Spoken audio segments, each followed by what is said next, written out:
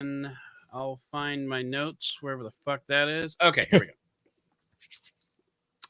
Our next guest on the podcast is here, frankly, because I know very little about our topic this week. See, Microsoft decided to flip over the buffet table of gaming, and while it was at it, it nuked the locker room too.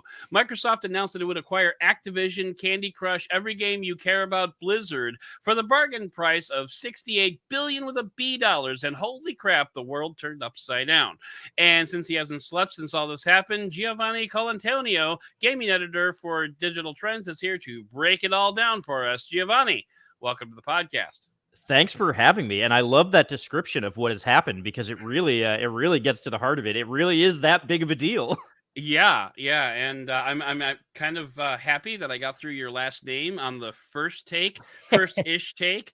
I kind of stumbled a little bit, but anyway. You better than any telemarketer. I'll tell you. You did a great job. And I resisted the urge to insert. I'd like to buy a vowel in there. Right. So right. I think I get brownie points for that. You absolutely do. Giovanni, you are the gaming editor for Digital Trends, and what happened when you woke up on Tuesday? I actually love how I found out about this. I woke up at like 8:30 on Tuesday morning, which I believe was like half an hour after the news had broken. I think it dropped at like 8 a.m. sharp. And I opened up, it's like usually sometimes I'll lay in bed for like 20 minutes and just kind of catch up on social media or something, blah, blah, blah. Sure. And somebody just tagged me on, the Teams, what we use for kind of like assignments and whatnot. And I was like, oh, somebody tagged me. Like, I wonder what happened. And it just said Microsoft bought Blizzard.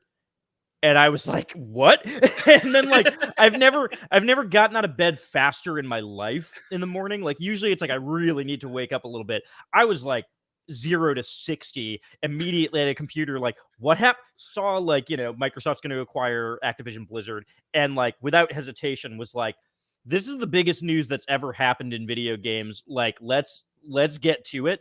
And I think within like an hour or like hour and a half, I had like a 1,400 word explainer of what's going on, like up on the site. So it was like one of the most hectic mornings I've experienced in gaming news, short of like doing an E3 coverage. It is impossible to overstate how monumental what happened is, and troubling and scary as well in some regards. But really just gigantic. I mean, I'm a mobile guy, and I actually made this comment on the last show of the last season, but I'm like, I didn't want to turn this into a phone podcast, but here we are. Yeah. But no, like I would probably equate this to like waking up one day out of the blue, middle of June somewhere, and finding out that Disney bought Apple and released a holographic interface for all future mobile communications because they're not going to make iPhones anymore. I mean, like that's basically the equivalent of what's going on here. I had a friend, I had posted an article, I wrote about it on Facebook, and they were like, oh yeah, I mean, this reminds me of when Disney bought Marvel. And I was like, no, this should remind you of when AOL and Time Warner merged. Like think bigger. Like this is one of the biggest things that like, company mergers that has happened in a very, very long time. Yeah, I mean, as someone put it on Twitter, they bought Blizzard for 68 Instagrams. I mean, it's just like, I mean, and you think of it like Facebook and Instagram, that was a pretty big deal, and that was 1/68th the price. Microsoft. If I may, let me put the staggering cost of this into perspective. By all means.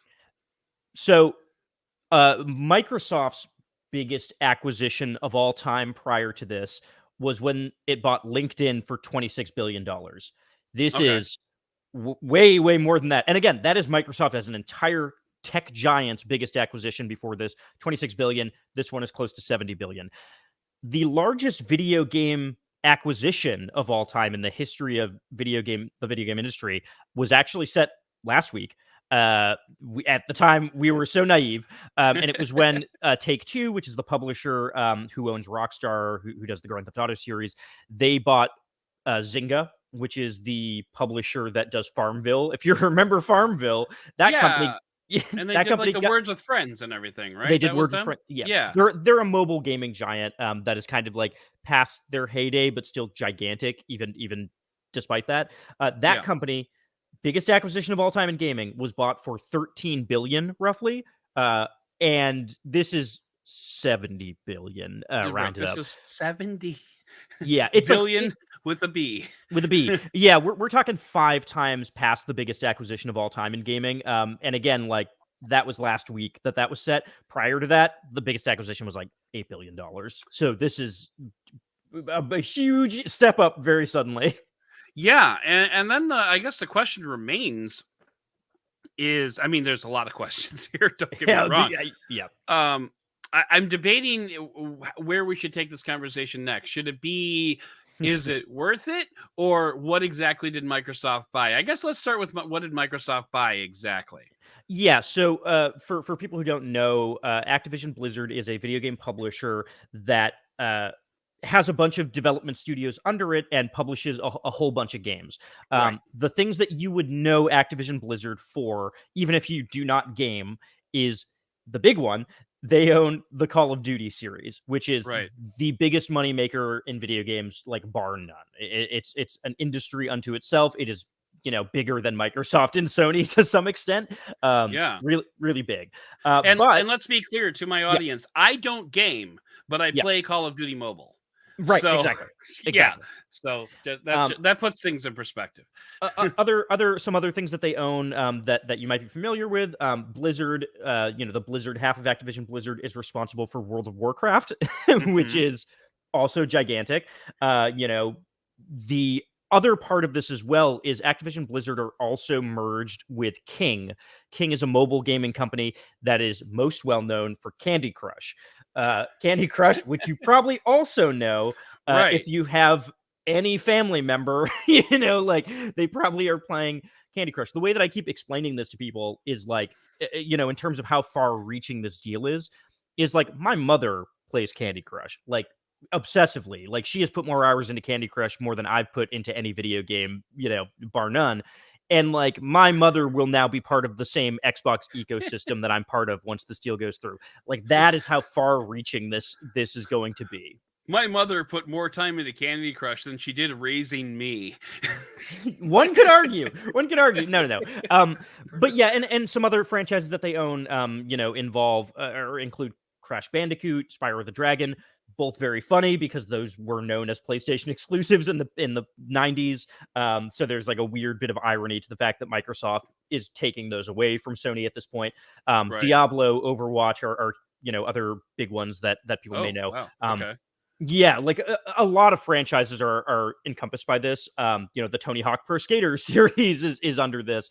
I believe Guitar Hero and Rock Band and those games were technically Activision games, Activision published games. So Yeah. a lot of stuff, a lot of stuff. There is a chance that even if you don't play games, you might have played one of these games, and that is why it is such a big deal. Yeah, and I mean, not only that, I mean, it's kind of funny. I was trying to think of like maybe like a movie equivalent to this, and I keep coming back to like Disney buying Marvel, like, Yeah, or yeah, not just that, like it's almost like another company, another bigger company coming in and buying Disney and yes. suddenly having all the property rights for the Marvel franchise, Star Wars, Pixar, like, I mean, and so Microsoft basically just made itself the Disney of gaming. This would be like WB buying Disney. I think that's the best way to put it, for sure. Like you are getting an ecosystem of all of the most popular Western gaming franchises of all time, and that word's a really important part of it. Activision Blizzard are a huge Western gaming company, right? Like all of these Right. games that they make are huge among like the United States and those markets. They're not as big overseas necessarily. They've Hmm. you know shooters historically are not as big of a deal. Call of Duty's not as big of a deal in China or Japan and whatnot.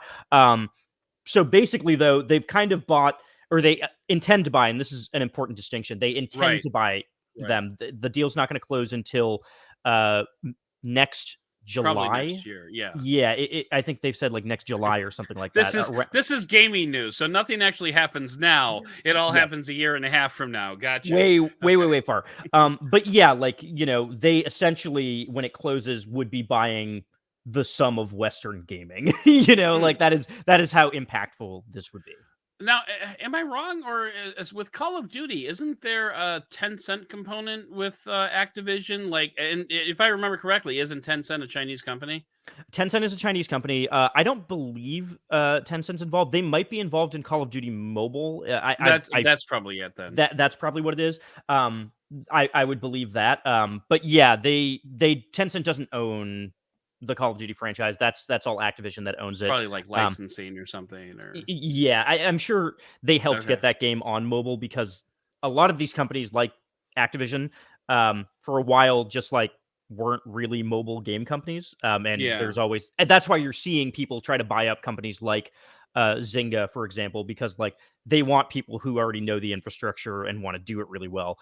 And I can't understate enough, like Call of Duty is the thing that's getting talked about the most with this. Right. Like people are like, oh, Call of Duty, that's why this is important.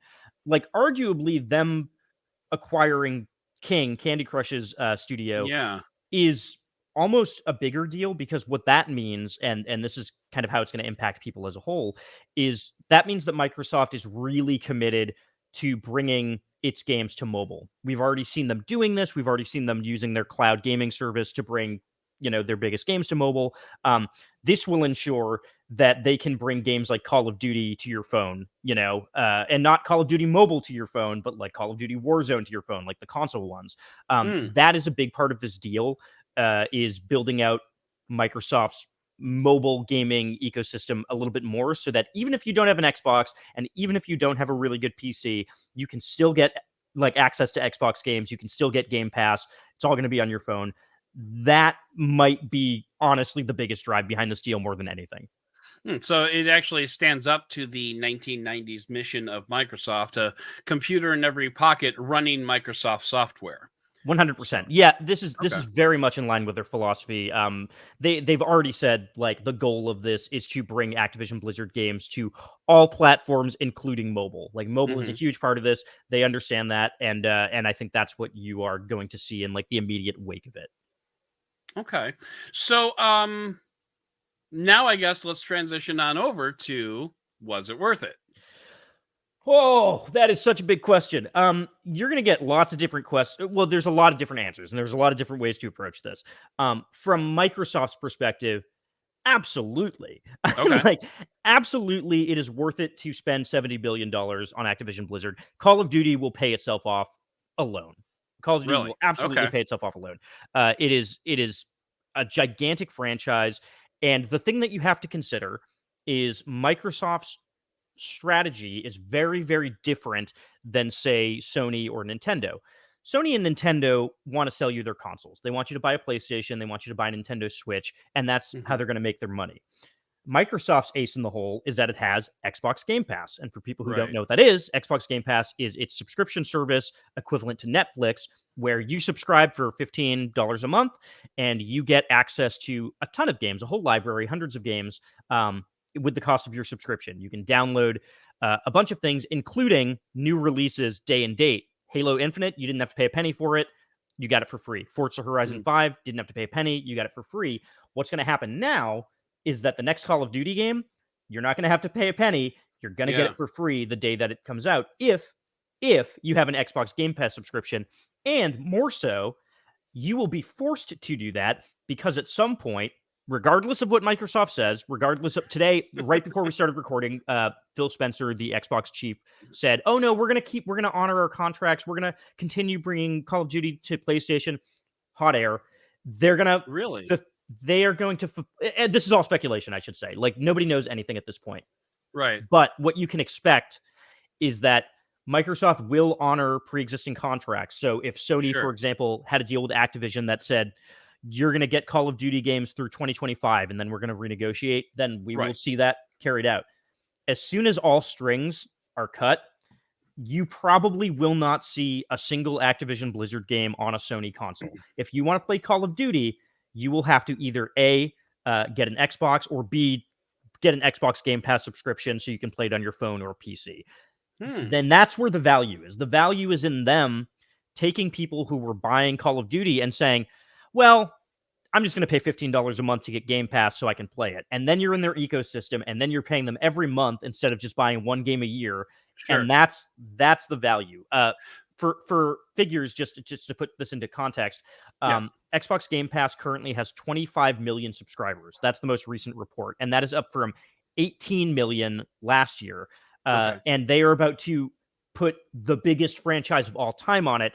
If that goes through, if this deal goes through and they announce next Call of Duty game will be on Game Pass, that number is going to go up real high. Like every gamer will have Game Pass, like pretty much.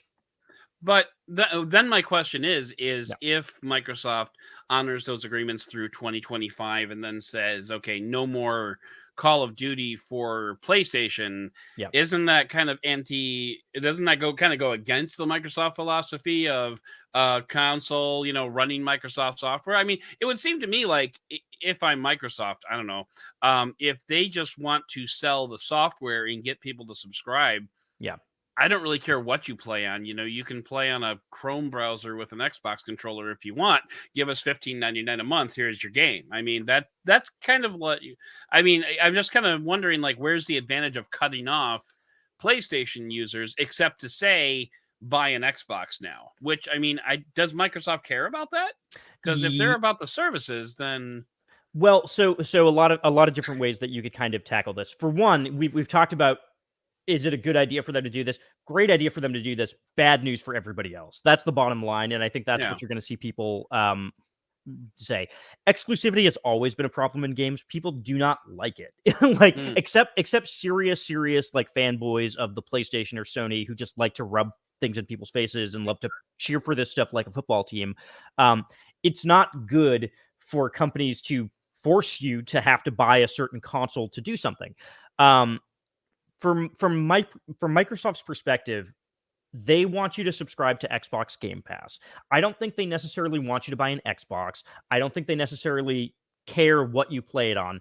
But at this point in that company's, trajectory as a company, they are transitioning into being, we don't care how you play it. We want you in our ecosystem. Right. So if Call of Duty is on PlayStation, they can't get you in their ecosystem, which means that they can't try and convince you to, spend X amount per month on Game Pass. Yeah. They can't convince you to maybe at some point down the line buy an Xbox Game Pass streaming stick that you can stick into any TV. They can't convince you down the line to like, oh, we released a new phone that's optimized for Xbox gaming. You should buy, or whatever. All of these things, once you are in the Xbox ecosystem, it's much easier for them to sell you products and to get you to repeat purchase in the same way that, for example, like Apple would be able to do this, right? Apple gets you in its ecosystem and it wants you to have an iPhone. So you go, oh, well, if I'm going to buy a computer, I might as well buy a Mac because my phone will more easily interface with it. Oh, if I'm going to buy a smartwatch, I may as well get the Apple Watch because it'll more easily interface with like my phone or whatever. Oh, maybe I should get an iPad if I'm going to get a tablet. That's kind of the same idea here. Like, once Xbox has you in their ecosystem, they're going to be able to have you rely on them more and then have you buy more Microsoft products and give them more money. I think in terms of why don't they do something else? I think what you could see happen, possibly, and this is a big if, is that Microsoft could make a move to try and put an Xbox Game Pass app on Sony consoles on Nintendo consoles, right? Instead of selling Call of Duty, what they might turn around and say is, if you want Call of Duty on PlayStation, fine. Let us put Game Pass on your system so that people have to subscribe and then play it through us. And you'll get X amount of money from putting Game Pass on your console. You'll get like a cut of whatever, but like, let us put Game Pass or else you do not get Call of Duty. And I think that will ultimately be the ultimatum. And when Microsoft says Call of Duty is still going to be on PlayStation, I think that's probably what they actually mean. That's what they're going to angle for. That's my guess. Total speculation. No, I mean, and that's kind of what makes sense to me. Like, so let me ask you this: do people still buy Call of Duty like as a game, or do they still like pay $80 for Call of Duty to play it on an Xbox today? Today, Call of Duty is if you look at like the reports for any given year of best-selling games, Call of Duty is probably the number one game every single year running. Okay. In fact, you will probably see last year's Call of Duty game on any given year. Like this year, I think like the top two selling games of the year truly were like this year's Call of Duty and last year's Call of Duty, like in that order. No, right. Yeah. So people really do. You can buy it, and Yes. then so you can buy it for PlayStation. So what we're Yes. thinking is maybe after those agreements are honored, then Microsoft will say, "You want to play Call of Duty? Great, subscribe to this thing, put this app on your thing." Yeah. Okay, so yeah, that makes sense. Like I wouldn't be totally mad at Microsoft for doing that. Like, I mean, that's just kind of like leveraging what you got, you know. Yeah, I don't think it's a bad idea. I think the Game Pass app should just be on other consoles. I think, historically, companies are very isolationist and they do not want to cross over. And it's only been in recent years where they've started to play nice, where it's been like, oh, you can play Call of Duty with Xbox players and PlayStation players together. That's like a new concept. What Microsoft has done here is like especially aggressive in this era where companies are kind of working together. And again, I do see it as a play to try and like force some partnerships a little bit more and be like, you need us now. You need Game Pass, you need Xbox, or else like you are going to lose your billion-dollar franchises that like help sell your consoles. So that's we'll see what happens. But that would be my prediction, is that instead of releasing physical copies of Call of Duty on PlayStation, they're probably going to try and get you to download the Xbox app or the Game Pass app on your consoles. And I don't think it's a bad idea. It just gets into the question, and this has been the topic on everyone's mind, is are they edging towards a monopoly at that point, right? Like if Microsoft buys more companies, because this isn't the first big company they've bought in recent years. Last year, they bought Bethesda, the company that does Doom, Wolfenstein, Skyrim, like all of these huge games. And that was like small fries compared to this. But like if Microsoft continues this trend and they buy Ubisoft, for example, right? Or they buy Sega, God forbid, you're going to start to get into a territory where people start asking, is this fair? Like, is it too much for them to buy all of these giant companies that make games for every console and say, now they just make Xbox games? That's probably what you're going to see. And it's not like Microsoft is completely innocent in the monopoly, monopoly history. So this is, Microsoft likes to flirt with this line. Apparently, they do. And here's what I think. In terms of whether or not they would get away with this scot-free without investigation, I feel like the government doesn't usually care about video games because they do not take them seriously. I think usually it's like, who cares if they're buying World of Warcraft? We don't know what that means. We don't care. Like, there are other games coming out. There's still competition. And I think that's something that will hold true here. But what the government will understand, and like what the FTC will understand, when they inevitably look into this, is $70 billion. Like, it doesn't matter if it's video games at that point. You see $70 billion and you pay attention. You say, what are you buying? Like, hang on a second. What's big enough for you to want to buy this for that much? I assume there will be some sort of intervention. I don't necessarily think it'll stop the deal, but I do think there will be some sort of like FTC, like, hey, we just want to make sure that this is not a terrible antitrust violation. And I imagine this deal will not necessarily go off without a hitch, as some of its other acquisitions have. Yeah, we just want to make sure that there's going to be no interference here. You can't see it, but I'm rubbing my fingers together and I'm holding out my hand, and you should put some money in it now. You got a spare billion for us? Right? Yeah. I mean, we're only asking for 1/68th of the purchase price. That's pretty good. I mean, nothing. Yeah, I mean, wonder if this could be like a tax write-off.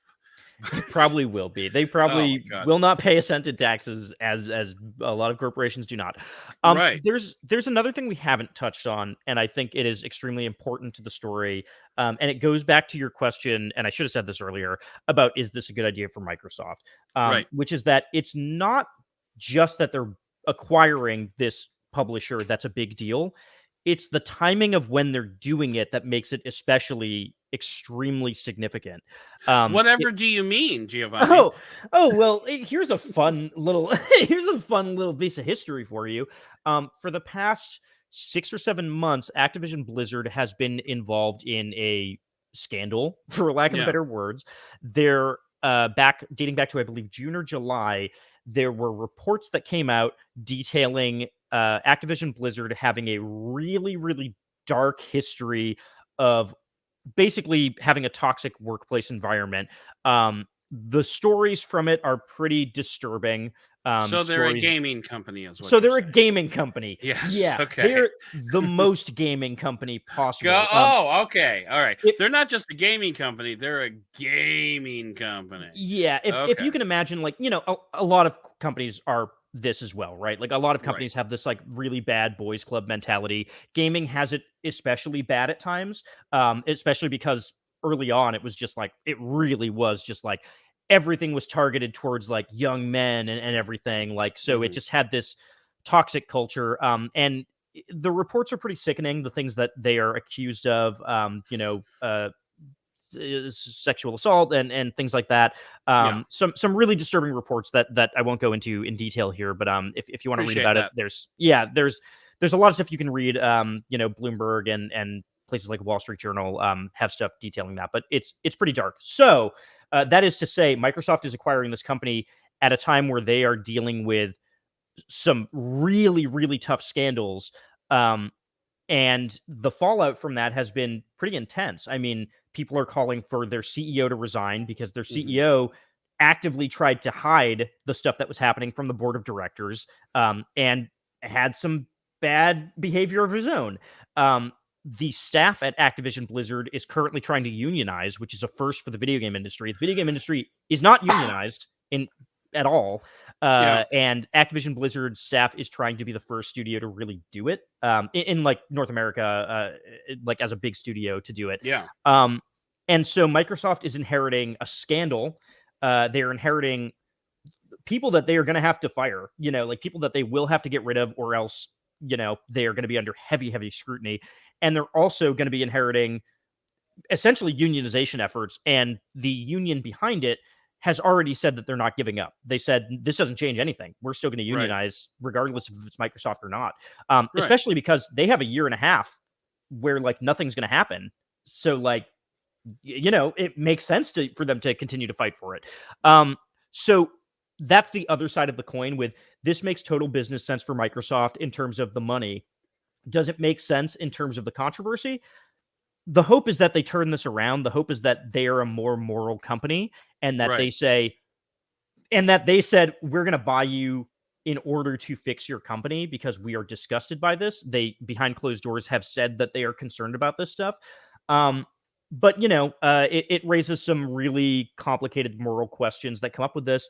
I think the consensus for a lot of people is that they think that it is for the best for this company to no longer be run by the people running Activision Blizzard. Nobody has faith in that board of directors.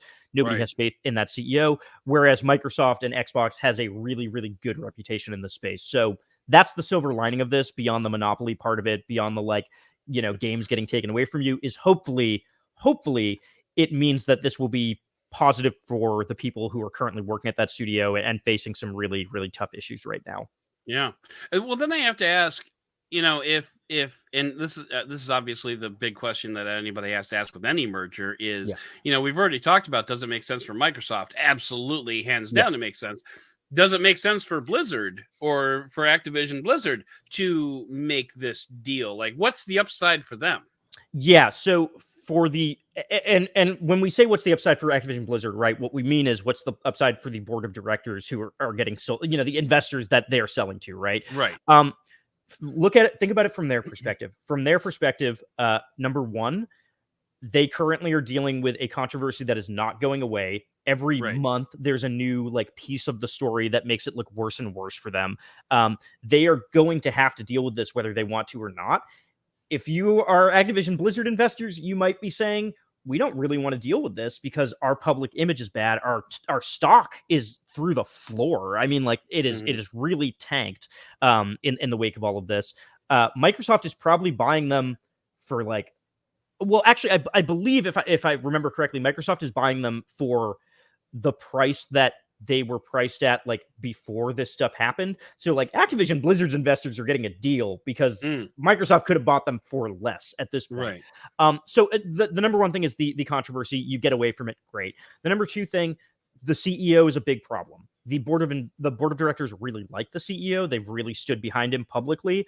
They probably don't want to fire him, but people are calling for him to be fired. Microsoft, however, has no problem with it. They will get rid of him in a heartbeat. They will probably get rid of him. They won't say that yet. Legally, they cannot say that yet, and that's an important part of this. Nobody knows what the turnover will be.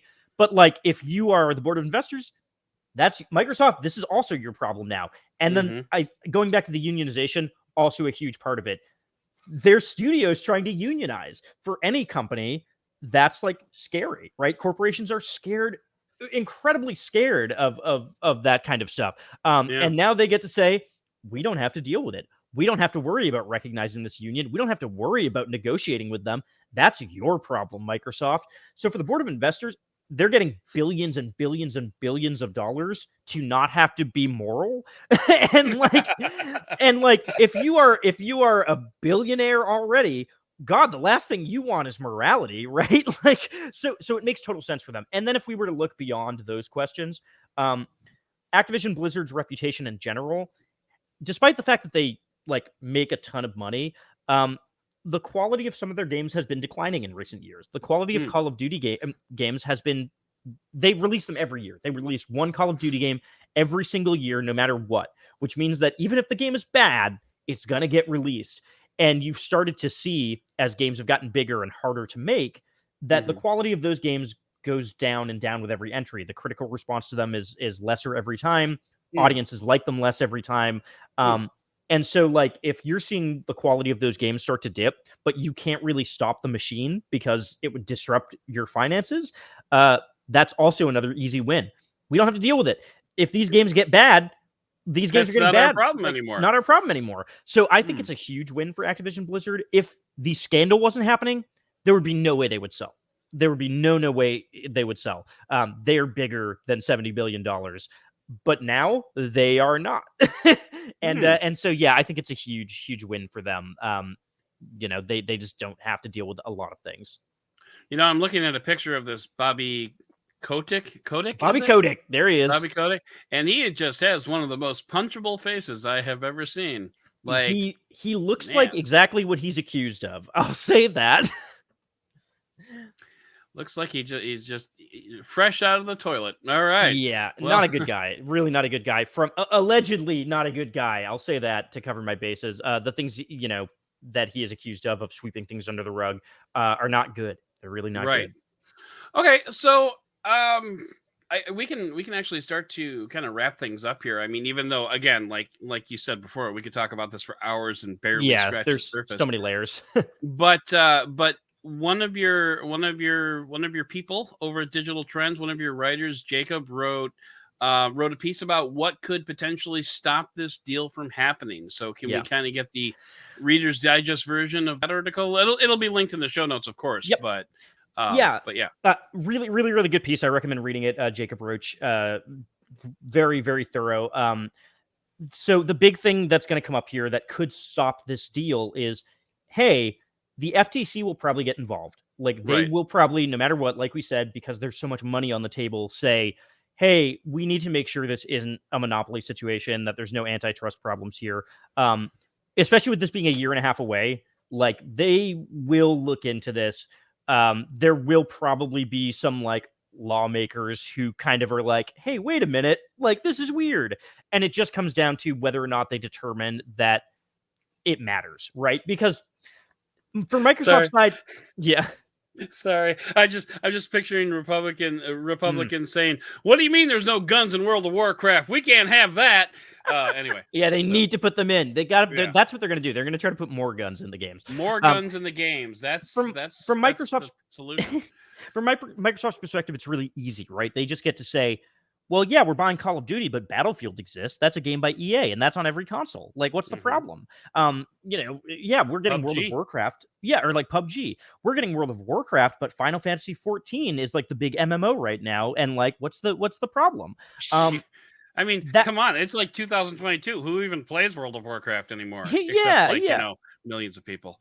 Millions of people, but that's another game that has had declining numbers in addition to like Call of Duty. The Right. subscriber count of that game has kind of been like tapering off, whereas games like Final Fantasy 14, which is a different game, different studio, have been kind of rising. So again, that's when we talk about the kind of like quality dip and the sort of like like the writing's on the wall. Like, this company's not necessarily in as good shape as it was. Anyways, the thing that Jacob Roach points out in this article, and I think it is really important context for anybody who's thinking this is a done deal, like what could possibly happen. Jacob references NVIDIA's deal where they tried to acquire ARM, the chip maker, for $40 billion. Yeah. And basically what happened there, for people who don't know, is, like we've been saying, the FTC stepped in and said, hey, actually, no. Like, you can't just buy NVIDIA, this big chip company, can't just buy another one of the biggest chip companies. Like, that's a total thing. And there's been like an ongoing investigation or whatever you call it into that. And at the moment, that deal appears to be pretty much dead because of it. We don't know for sure. I don't think that deal is like 100% dead, but it kind of seems like it probably is. And it would be a good idea to start shopping around for caskets. It would be a good idea to start shopping around for caskets. Yeah, that's a good way to put it. So, I think there is a precedent for deals this big and monumental to fail. And I think it's totally possible that could happen here. And what it ultimately will come down to, if it gets investigated, is just whether or not companies think that video games matter enough, right? If companies think that this is a big enough deal, and what might shoot them in the foot, what might be like their Achilles heel in all of this, is that they were dumb enough in their announcement about this to try to link the whole thing to the metaverse, quote unquote. They were like, this is part of our big metaverse push. This is going to help us accelerate the metaverse. Activision Blizzard has nothing to do with the metaverse, right? Like, other than the fact that the metaverse is like a meaningless term at this point, and it could mean anything. Like, yes, one could argue that World of Warcraft is metaversey.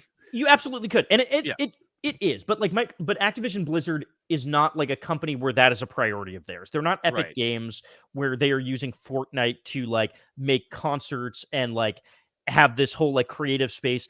Activision Blizzard makes games, they really do.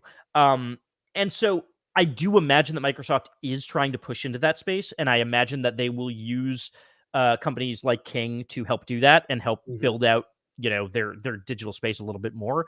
But on paper, like, Activision Blizzard kind of has nothing to do with it. It's not like they bought Epic. But the fact that they dropped Metaverse as the name is going to be probably the thing that gets lawmakers or whatever kind of like, well, what do you mean?